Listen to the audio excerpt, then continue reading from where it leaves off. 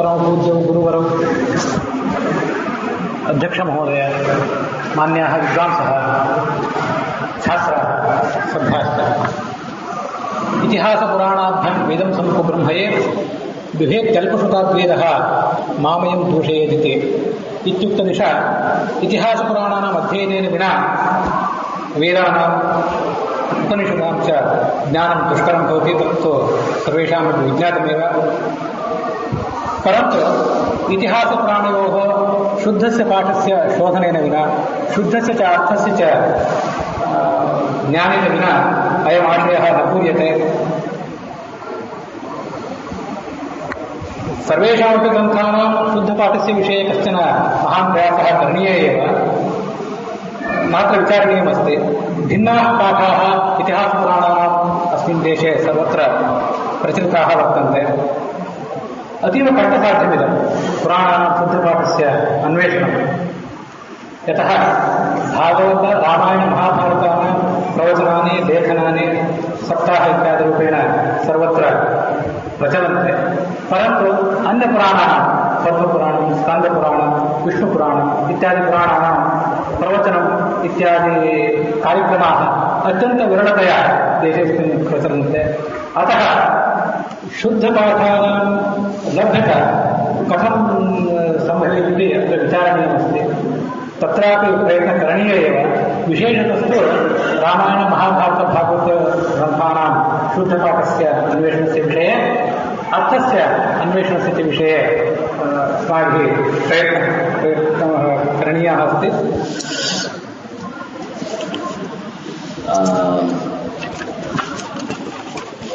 इदानीं एतावत्पर्यन्तं सर्वेषां शास्त्राणां विषये कथम् अभिवृद्धिः करणीया इति अनेके विचाराः विद्वद्वरैः प्रस्तुताः सन्ति। इतिहासपुराणानां विषये किं करणीयमस्ति? अस्मिन् विचारे सार्वजनिकानामपि केचन अभिप्रायाः सङ्गृहीतव्याः इति मे मतिः। अतः इदम् आङ्ग्लभाषायाम् अहं प्रस्तोतुं निर्धारं कृतवान् आसम्। परन्तु सार्वजनिकानाम् अन्येषां ये लौकिकाः इति सम्भाव्यन्ते तेषामपि अनुकूलतार्थं कन्नडभाषायां यदि विचारः प्रस्तूयते तदा अत्यन्तं सुलभं भवति इति मम अभिप्रायः वर्तते। यदि सम्मतिः दीयते तर्हि एवमेव वदामि। परमपूज्याय ಶ್ರೀಪಾದರೇ ವಿದ್ವಾಂಸರೇ, ಈ ಮಹಾಭಾರತದ ಬಗ್ಗೆ ನಾನು ಸ್ವಲ್ಪ ಹೆಚ್ಚು ವಿಷಯಗಳನ್ನು ತಮ್ಮೆದುರಿಗೆ ಪ್ರಸ್ತಾವಪಡಿಸಿದ್ದೇನೆ. ಮಹಾಭಾರತದ ಅಧ್ಯಯನ ವಿಷಯದಲ್ಲಿ ನಮಗೆ ಏನು ಸಮಸ್ಯೆಗಳು ಬಂದಿವೆ, ನನ್ನಂಥವ್ರಿಗೆ ಏನು ಸಮಸ್ಯೆಗಳು ಬಂದಿವೆ ಅದನ್ನು ತಮ್ಮೆದುರಿಗೆ ಇಡುವನಿದ್ದೇನೆ. ಅದಕ್ಕಿಂತ ಮೊದಲು ಪುರಾಣಗಳ ಕೆಲವು ಉದಾಹರಣೆಗಳನ್ನು ಗುರುಗಳ ಸಮ್ಮುಖದಲ್ಲಿ ಪ್ರಚಾರಪಡಿಸ್ತೇನೆ. ಪದ್ಮಪುರಾಣ ನಮ್ಮಲ್ಲಿ ಒಂದು ಅತ್ಯಂತ ಮಹತ್ವದ ಪುರಾಣ.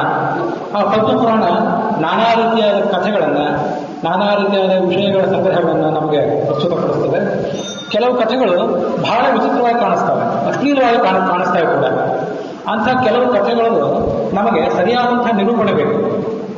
ಸರಳ ರೀತಿಯ ನಿರೂಪಣ, ಅರ್ಥವಿವರಣ, ಕಹ ತತ್ರ ಉದ್ದೇಶ, ಕಾ ಅರ್ಥಸ್ಯ ಕಥಾಯಾः ರೀತಿः ವರ್ತತೆ, ಇತತ್ಸರ್ವಂ ತತ್ರ ನಿರೂಪಣೀಯಮಸ್ತಿ. ಈಗ ನಮ್ಮಲ್ಲಿ ಬೇಕಾದಷ್ಟು ಅನುವಾದಗಳು ಬರ್ತವೆ. ಆ ಎಲ್ಲ ಅನುವಾದಗಳು ಧ್ವಂತಸ್ಯ ಧ್ವಂತ ಏವ ಅರ್ಥಃ, ಯಥಾವತ್ತಾಗಿ ಅನುವಾದಗಳು ಯಾಕೆ ಹಾಗೆ ಬಂತು ಅಂತ ಅನ್ನೋದು ಜನಸಾಮಾನ್ಯರಿಗೆ ಗೊತ್ತಾಗೋದಿಲ್ಲ.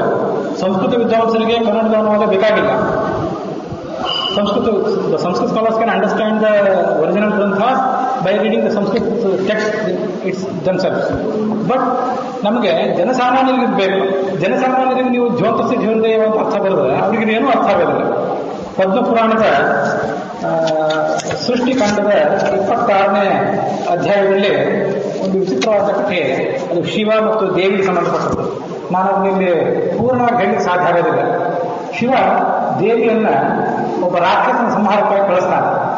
ದೇವಿ ಆ ಕೆಲಸವನ್ನು ಮುಗಿಸಿ ಬಂದು ನನಗೆ ಮತ್ತು ನನ್ನ ಸಹಿತರಿಗೆ ಬಹಳ ಹಸಿವಾಗಿದೆ, ಏನಾದರೂ ತಿನ್ಲಿಕ್ಕೆ ಕೊಡು ಅಂತ ಕೇಳ್ತಾರೆ. ನಾನು ದರಿದ್ರ, ನಾನೇನು ಕೊಡಲಿ, ನನ್ನ ಹತ್ರ ಕೊಡ್ಲಿಕ್ಕೆ ಏನೂ ಇಲ್ಲ ಅಂತ ಶಿವ ಉತ್ತರಿಸ್ತಾನೆ. ಒಂದೇನೋ ಪರಿಹಾರ ಹೇಳ್ತಾನೆ.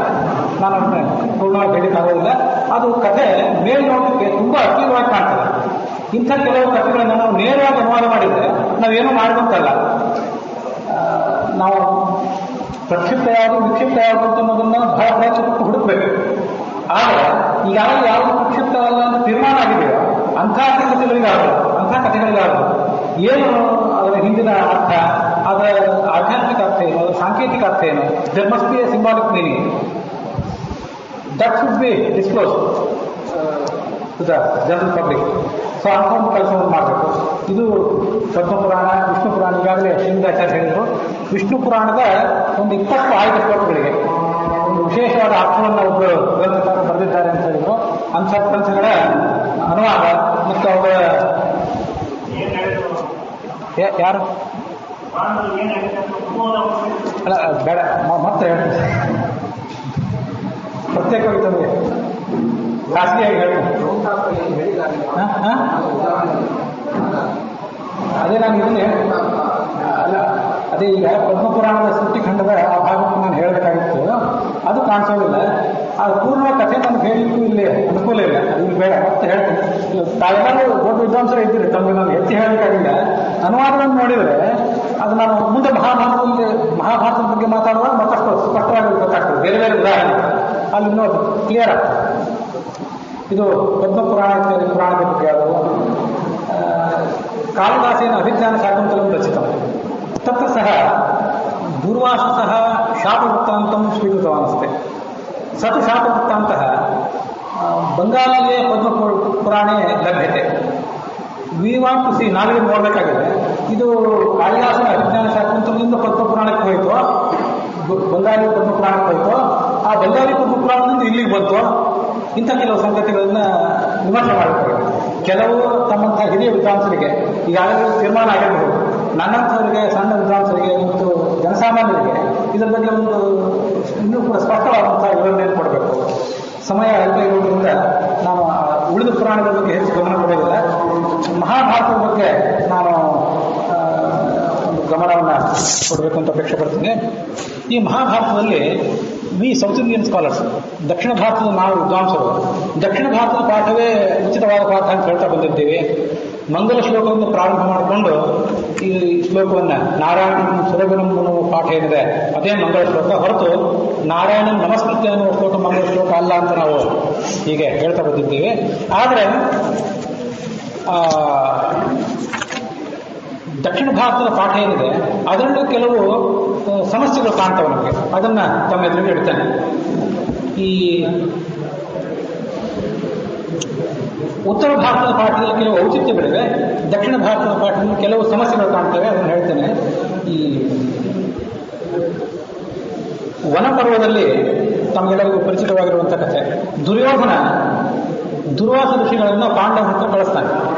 ಗೋ ಅಂಡ್ ಟೆಸ್ಟ್ ದ ಪಾಂಡವಾಸ್, ಹೊತ್ತಲ್ಲದ ಹೊತ್ತಿನಲ್ಲಿ ಅಲ್ಲಿ ಹೋಗಿ ಅವ್ರು ನಿಮಗೆ ಹೇಗೆ ಊಟೋಪಚಾರವನ್ನು ಒದಗಿಸ್ತಾರೆ ಅದರ ಬಗ್ಗೆ ವಿಚಾರ ಮಾಡೋದು ಹೇಳ್ತಾನೆ. ಆ ಪ್ರಕಾರ ದುರ್ವಾಸರಲ್ಲಿ ಬರ್ತಾರೆ.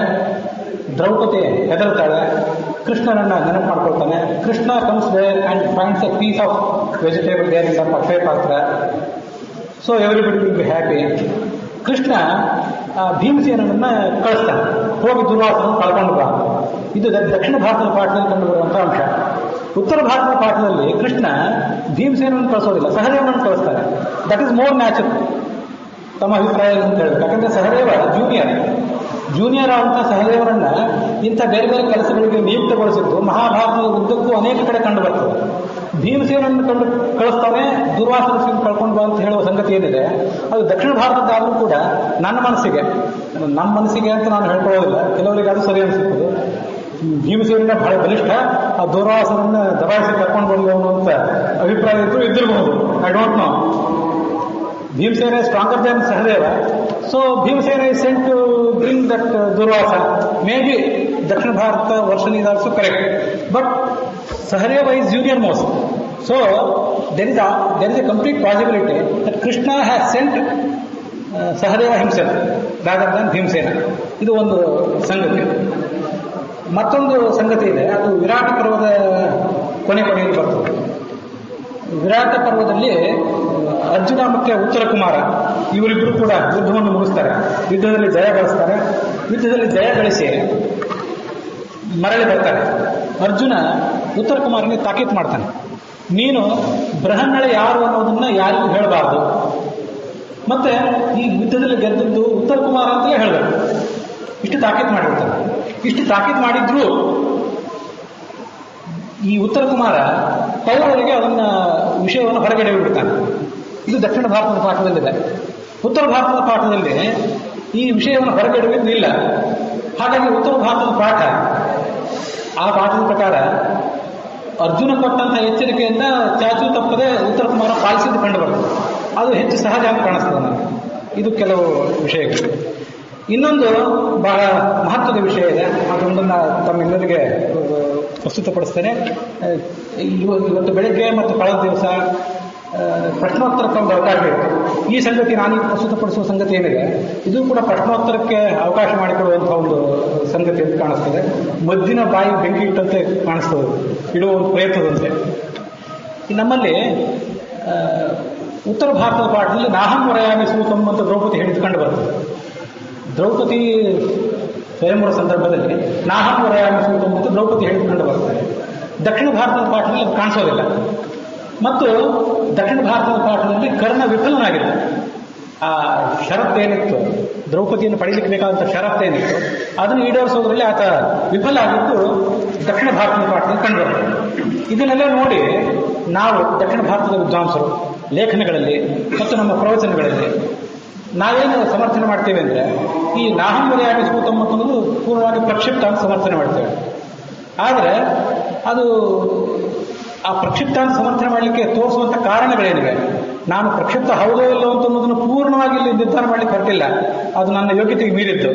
ಆದರೆ ನಾಹಂ ವರಯಾಮಿ ಸೂತಂ ಅನ್ನುವ ಸ್ಟೇಟ್ಮೆಂಟ್, ದ್ರೌಪದಿಯ ಸ್ಟೇಟ್ಮೆಂಟ್, ಇದು ಪ್ರಕ್ಷಿಪ್ತ ಅನ್ನೋದನ್ನು ಸಮರ್ಥನೆ ಮಾಡಲಿಕ್ಕೆ ಕೊಡುವ ಕಾರಣಗಳೇನಿವೆ ಅವು ಅಷ್ಟು ಉಚಿತವಾದ ಕಾರಣಗಳಲ್ಲ ಅಂತ ಮಾತ್ರ ನಿಮ್ಮೆದುರಿಗೆ ಹೇಳಬೇಕು ಅಂತ ಅಪೇಕ್ಷೆ ಪಡ್ತೀನಿ.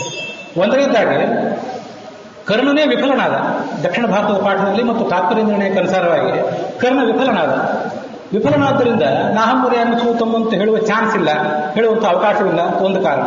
ಮತ್ತೊಂದು, ಧೃಷ್ಟದ್ಯುಮ್ನ ದ್ರೌಪದಿಯನ್ನ ಸಭೆಗೆ ಕರೆತಂದ. And he introduced all the kings and princes to Draupadi.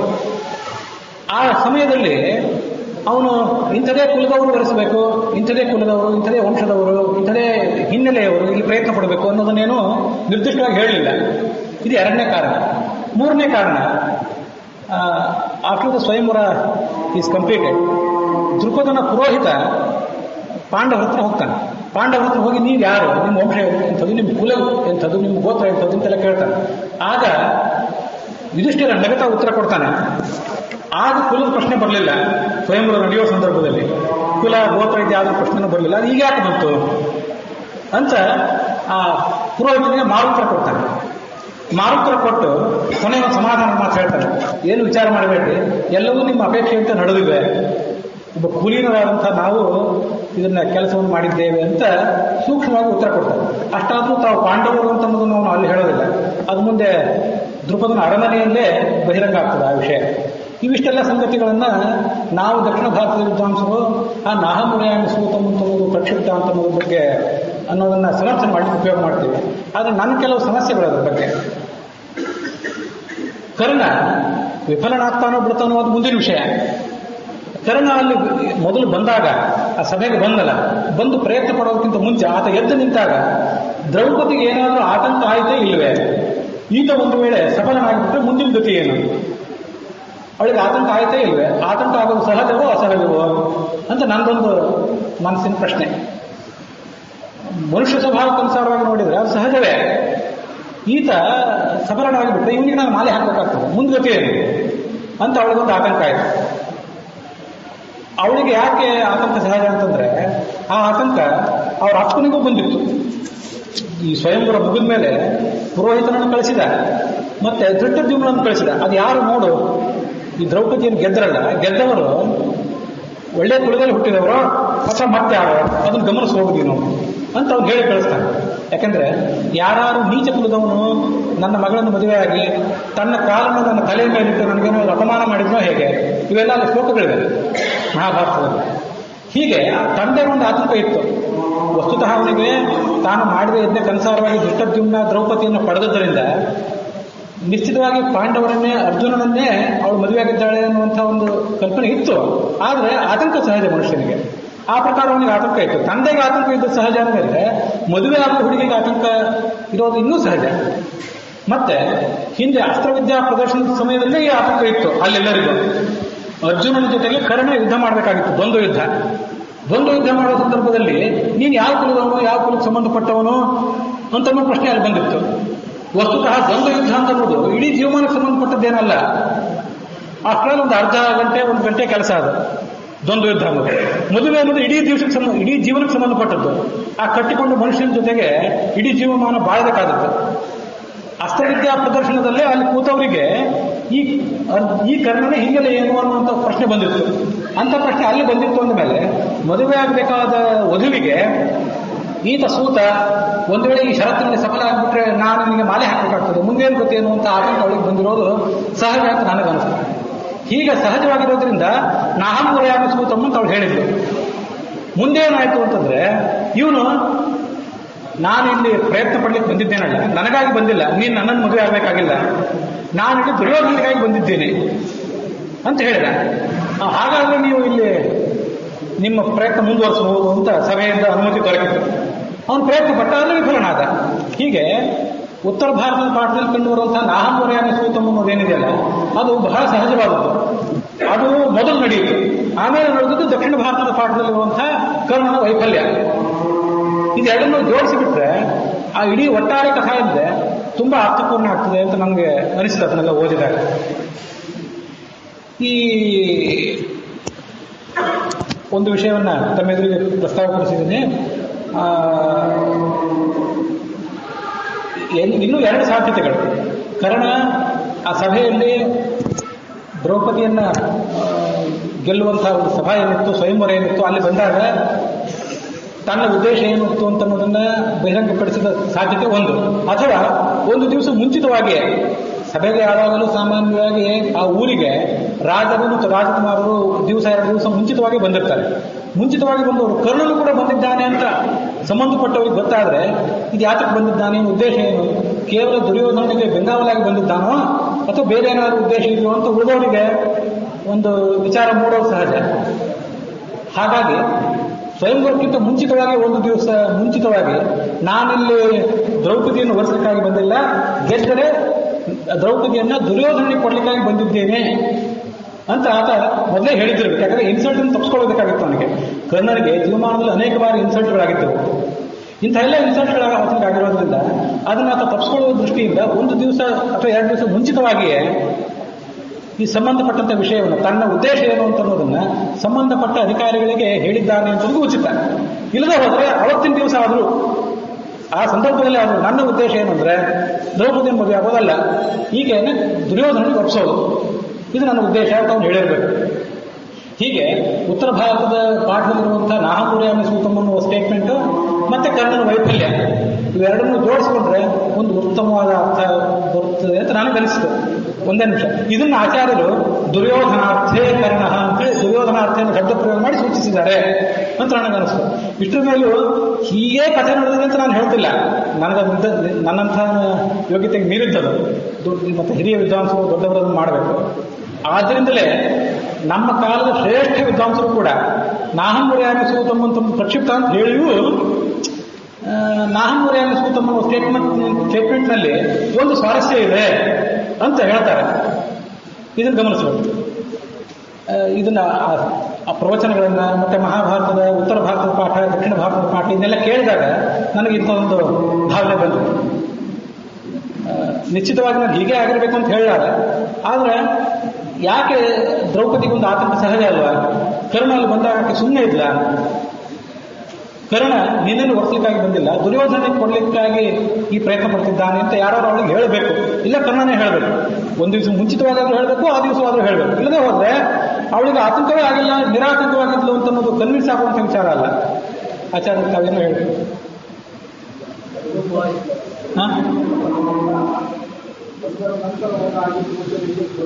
ಹೌದು. ಈಗ ಹೇಳಲಿಕ್ಕೆ ಅಲ್ಲಿ ಆಧಾರ ಇಲ್ಲ. ಈಗ ಉತ್ತರ ಭಾರತದ ಪಾಠದಲ್ಲಿ ಆಗಲಿ ದಕ್ಷಿಣ ಭಾರತದ ಪಾಠದಲ್ಲಿ ಆಗಲಿ ಈ ಘಟನೆ ಮೊದಲು ನಡೀತು, ಈ ಘಟನೆ ಆಮೇಲೆ ನಡೀತು ಅಂತ ಹೇಳಲಿಕ್ಕೆ ಆಧಾರ ಇಲ್ಲ. ಇದು ನನ್ನ ಊಹೆ ಮಾತ್ರ. ಕಾಳಿದಾಸ ಊಹೆ ಮಾಡಿದ್ದು ಒಂದು ಊಹೆ ಮಾತ್ರ. ನಾಟಕ ಮಾಡಿದ್ರೆ ತುಂಬಾ ಸುಂದರವಾದ ನಾಟಕ. ಇವನು ಕರ್ಣ ಎದ್ದು ನಿಂತ, ಅವಳು ನಾಹಂಗುರ್ಯಾಮ ಸೂತಂ ಅಂತ ಹೇಳಿದ್ಲು. ಅವನು ಇಲ್ಲ, ನಾನು ನನಗಾಗಿ ಪ್ರಯತ್ನ ಪಡ್ತಿಲ್ಲ, ದುರ್ಯೋಧನಗಾಗಿ ಪ್ರಯತ್ನ ಪಡ್ತಿದ್ದೇನೆ ಅಂತ ಹೇಳಿದ. ಎಲ್ಲರೂ ಒಪ್ಪಿದ್ರು. ಅವನು ಪ್ರಯತ್ನ ಪಟ್ಟ ವಿಫಲನಾದ ಅಂತನ್ನೋದು ಹೀಗೊಂದು ಕಥೆಯನ್ನು ಹೆಣದ್ರೆ ತುಂಬಾ ಸುಂದರವಾದ ಕಥೆ. ಆದ್ರೆ ನಾಹಂಗುರ್ಯಾಮ ಸೂತಂ ಅನ್ನೋದು ಪ್ರಕ್ಷಿಪ್ತ ಅಂತ ಹೇಳಿದ್ರು. ಈ ಪ್ರಶ್ನೆಗಳಿಗೆ ಉತ್ತರ ಕೊಡಬೇಕು. ಅವಳಿಗೆ ಆತಂಕ ಆಗಲಿಲ್ಲ. ಹಾಗಾದ್ರೆ ಅದಕ್ಕೇನು ಉತ್ತರ? ಅವಳ ಅಪ್ಪನಿಗೆ ಆತಂಕ ಆಗಿತ್ತು. ನಾಳೆ ಮದುವೆಯಾಗಿ ಜೀವಮಾನ ಪೂರ್ತಿ ಆತನ ಜೊತೆ ಬದುಕಬೇಕಾದವು. ಅವಳಿಗೆ ಆತಂಕ ಆಗಿರಲಿಲ್ಲ. ಇದಕ್ಕೇನು ಉತ್ತರ? ವಿಚಾರ ಮಾಡಿ. ಈಗ ಇದನ್ನೇ ಮಾಡಬೇಕಾಗಿರೋದು. ಮಹಾಭಾರತ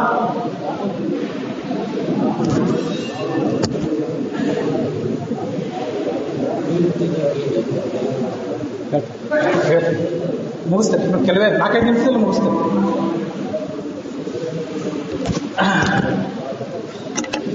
ನನ್ನ ಒಂದು ಕೊನೆಯ ಗ್ರಂಥ ಇದೆ. ಗುರುಗಳಿದ್ದಾರೆ, ನಿರ್ದೇಶಕರಿದ್ದಾರೆ, ಎಲ್ಲ ವಿದ್ವಾಂಸರಿದ್ದಾರೆ. ಮಹಾಭಾರತದ ಒಂದು ಪುರಾಣಗಳ ಎಲ್ಲ ಪುರಾಣಗಳ ಮತ್ತು ಮಹಾಭಾರತದ ಒಂದು ಶುದ್ಧ ರೂಪದ ಅನುವಾದ ಸಿಗಬೇಕು. ಆ ಅನುವಾದದಲ್ಲಿ ಮಹಾಭಾರತ ತಾತ್ಪರ್ಯ ನಿರ್ಣಯದಲ್ಲಿ ಆಚಾರ್ಯರ ಸಂಗತಿಗಳನ್ನು ಹೇಳ್ತಾರೆ. ಆ ಸಂಗತಿಗಳು ಅದರಲ್ಲಿ ಕಾಣಬೇಕು.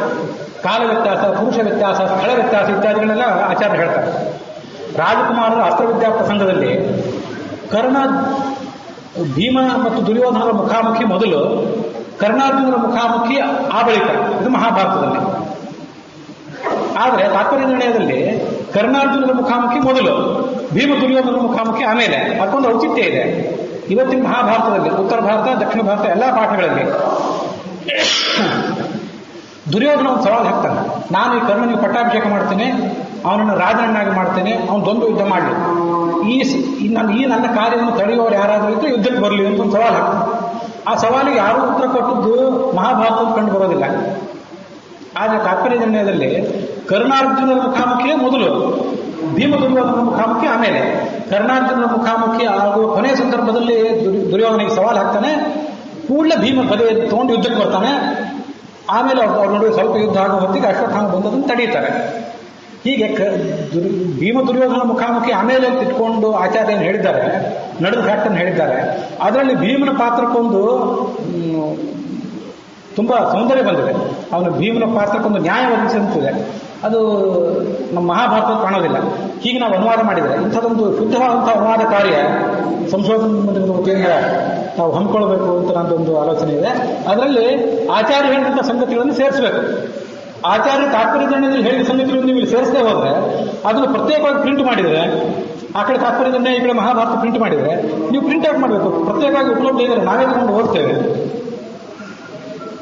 ನೀವು ಆ ಆಚಾರ್ಯ ಹೇಳಿದಂತೆ ಕಾಲ ವ್ಯತ್ಯಾಸ, ಪುರುಷ ವ್ಯತ್ಯಾಸ ಇತ್ಯಾದಿ ಹೇಳದೆ ಹೋದರೆ ಯಾವ ಕೆಲಸವೂ ಕೂಡ ಆಗೋದಿಲ್ಲ. ಇಂಥದ್ದೊಂದು ಮಹಾಭಾರತದ ಶುದ್ಧ ರೂಪದ ಅನುವಾದ ತಾವು ಮಾಡಬೇಕು. ದಕ್ಷಿಣ ಭಾರತದ ಪಾಠದಲ್ಲಿಯೂ ಕೂಡ ಬೇಕಾದ ದೋಷಗಳು ಇರಬಹುದು.